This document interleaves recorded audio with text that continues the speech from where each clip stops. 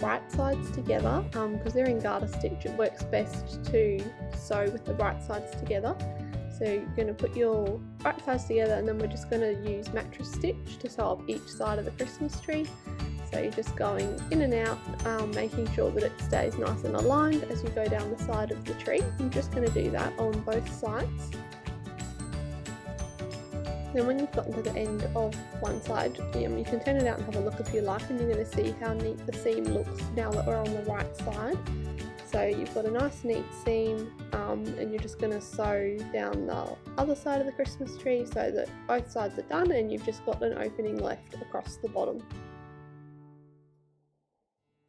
So now we're going to insert the cinnamon quill for the trunk. So I've threaded a needle with yarn and put a knot in the end, and I'm just going to put that through one of the garter stitch stitches and put that on so it's nice and secure.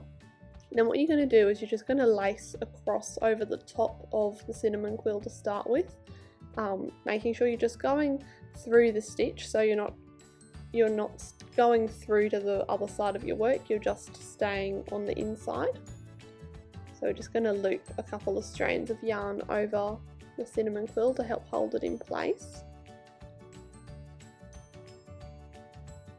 And then after you've done that a couple of times, what we are going to do on one of them is make it go in behind the cinnamon quill, and this just helps sort of hold it in place.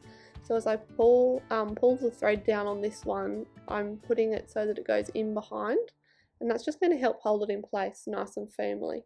So I'm just going to repeat that 2 or 3 times, depends on the length of the quill. There's no formula for this, you can just go with however you feel is best. I'm just going to repeat that a couple of times down it until it's secure, and then I'll be ready to sew across the bottom and it'll be finished.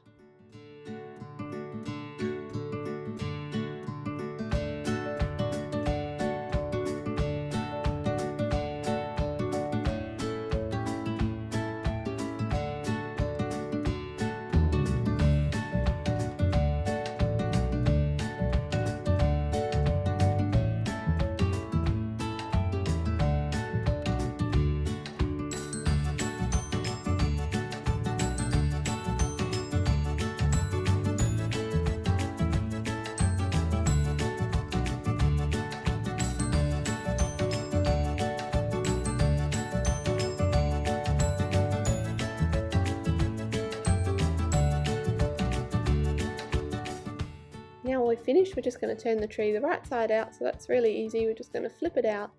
You can make sure that your point of the tree is nice and pointy, and that's it. Now we've just got to sew across the bottom and it's finished.